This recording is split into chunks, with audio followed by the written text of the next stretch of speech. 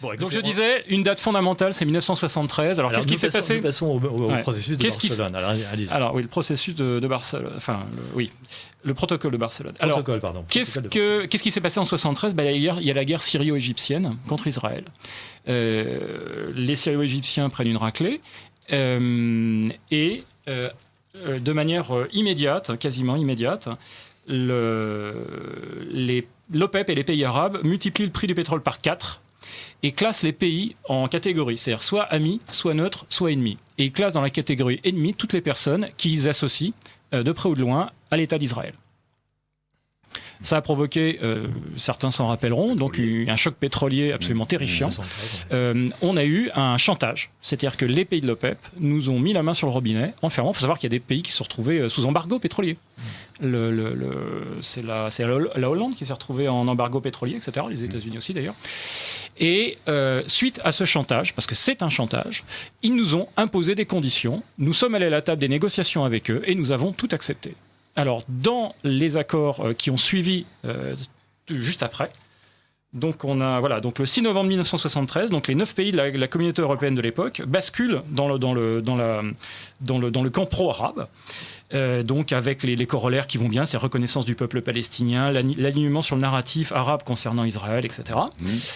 Vous avez la création de ce qu'on appelle, alors ça c'est fondamental parce que c'est l'ancêtre du protocole de Barcelone, hein, du processus de Barcelone, c'est-à-dire la création du DEA, du dialogue euro-arabe, qui est en réalité un processus, lui aussi, un processus qui vise à globalement mettre en œuvre des éléments qui ont été définis de manière très précise en 1975 par les résolutions de Strasbourg. Donc les résolutions de Strasbourg ont été adoptées communément par les pays euro-arabes, par les pays arabes, et donc l'Assemblée générale de l'Association parlementaire de la coopération euro-arabe. Ça a été voté à l'unanimité, il y avait 200 représentants de tous les partis politiques européens. Donc vraiment un ensemble total.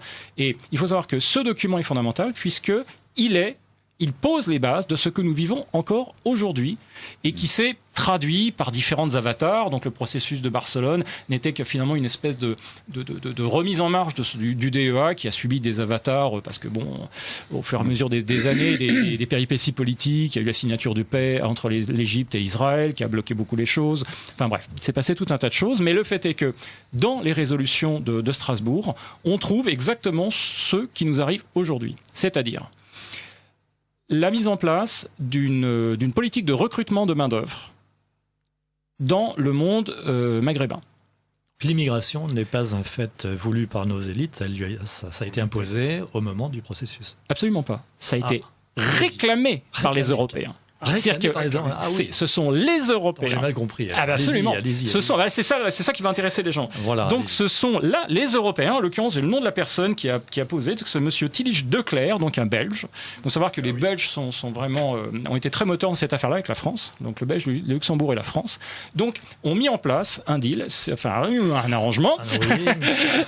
Un arrangement. Disons, nous avons besoin de main-d'œuvre que nous allons prendre chez vous.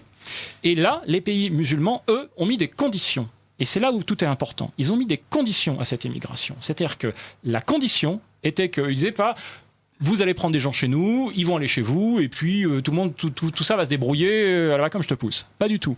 Il y a eu un souci, et d'ailleurs c'est en parfaite cohérence avec la doctrine islamique. Ils disaient ces gens, donc ils viennent de nos pays, vont aller chez vous, ils vont s'installer chez vous, mais nous allons mettre des conditions. Ces conditions sont l'accès à l'égalité totale de traitement entre les personnes qui viennent de chez nous et vos propres citoyens, c'est-à-dire accès aux droits sociaux, accès aux droits politiques, accès à tout.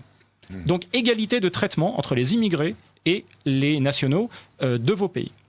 Deuxième condition, sine qua non, qui est ces gens-là, ils ne vont pas aller chez vous pour devenir comme vous, ils vont aller chez vous, mais ils restent ce qu'ils sont, et nous gardons le lien entre ces gens. C'est-à-dire que ce sont nos communautés qui vivent chez vous, à notre manière, suivi et chapeauté et cornaqué par nous. Et la troisième condition, c'était que tout ça va se passer dans des conditions qui font que vous allez devoir introduire dans vos sociétés un narratif concernant l'islam qui suit les règles suivantes. L'islam fait partie constitutive de votre culture. L'islam est... C'est du Chirac dans le texte. Oui, c'est du Chirac dans le texte, bien sûr. Mais Chirac ne fait que mettre en œuvre les accords qui ont été signés à cette époque-là. C'est une mise en application. C'est-à-dire que donc, la presse doit modifier son mode de traitement de l'islam. On doit avoir un traitement positif. On doit avoir la mise en place progressive d'une synergie culturelle entre l'Occident et le monde arabe. Musulmans. D'où les instituts divers et variés. Avec la mise en place, et ça encore c'est dans les accords, avec la mise en place de centres culturels dans toutes les capitales européennes. Donc une infrastructure, nous y voilà. Donc une infrastructure de mise en place de l'arrivée culturelle, de l'accompagnement culturel des populations musulmanes qui allaient arriver chez nous, et qui, dans leur perspective et dans les faits, ne devaient pas être séparés de la communauté musulmane, ne devaient pas être séparés de la capacité de pratiquer leur culte de manière parfaitement libre et de vivre selon leur culture et leurs usages culturels. Et nous sommes exactement en train de vivre ça. Ces accords fondateurs qui ont été signés en 1975, et après, mais confirmer un nombre incalculable de fois, là j'ai un quart d'heure, je ne peux pas vous citer toutes les réunions, mais il y en a eu des kilos, mettre en place. Et tout cela est chapeauté par le document dont je vous parlais tout à l'heure, que j'ai trouvé récemment, et qui s'appelle donc Stratégie culturelle islamique pour l'extérieur du monde islamique. Et donc, ce document est un document que vous pouvez trouver. Alors, c'est un document officiel qui a été, adopté comme stratégie officielle par l'OCI. L'OCI, c'est l'Organisation de la coopération islamique.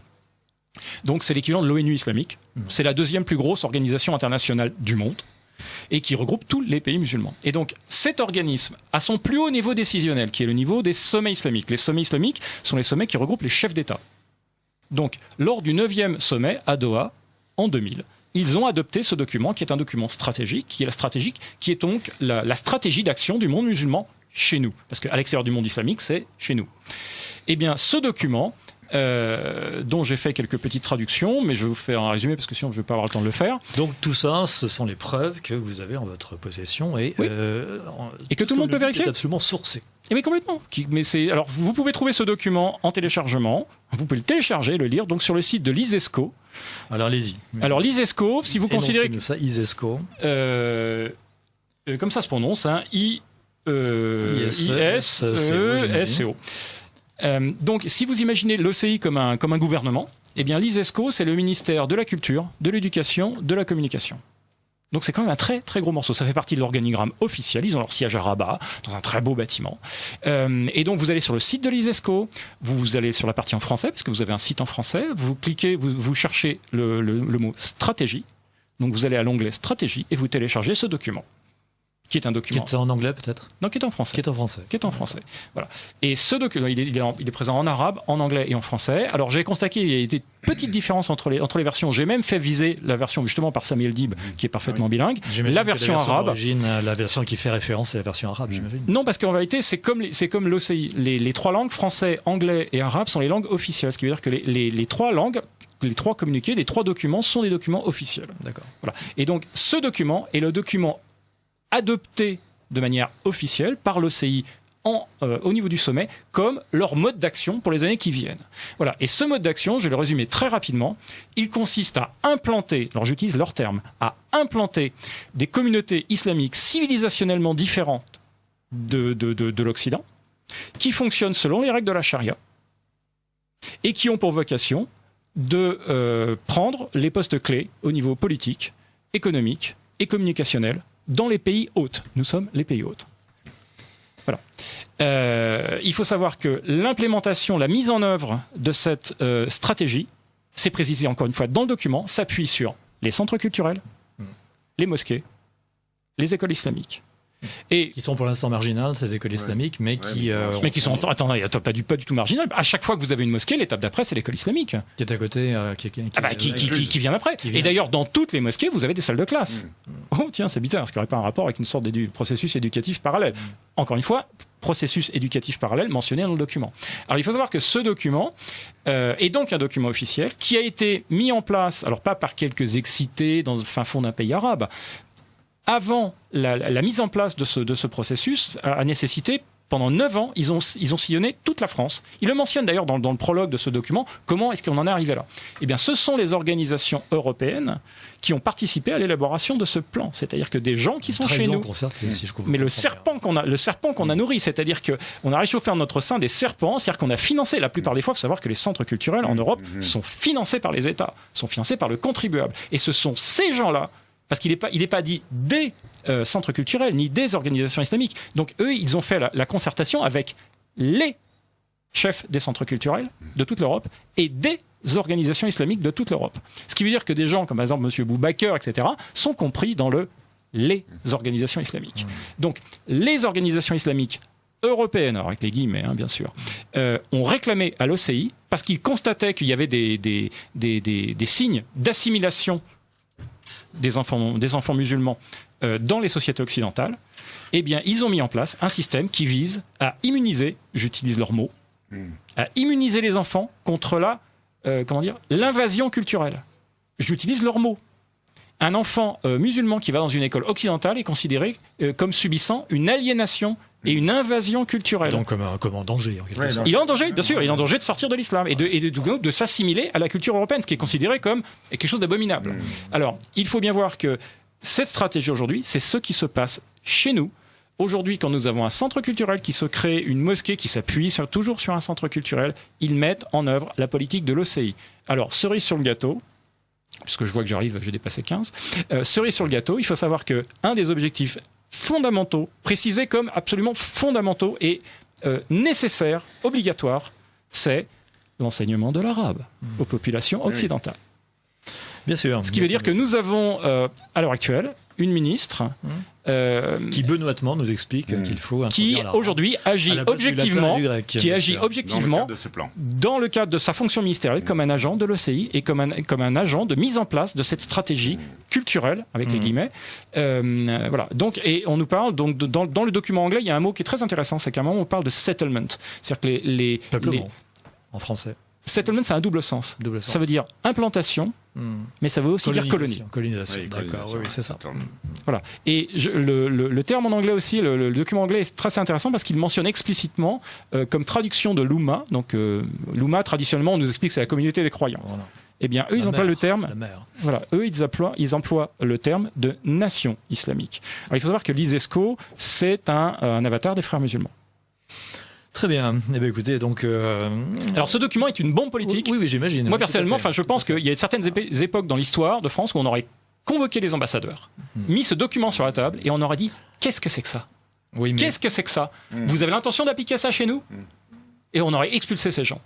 Oui, mais il se trouve que les gens qui sont au gouvernement ne sont peut-être pas tout à fait étrangers à ce... Alors, ils peuvent toujours dire qu'ils ne savent pas que ça existe, bien évidemment, sauf que c'est un document officiel. Mais surtout, le truc qui est le plus sidérant, c'est que nous avons aujourd'hui notre gouvernement qui agit en parfaite collaboration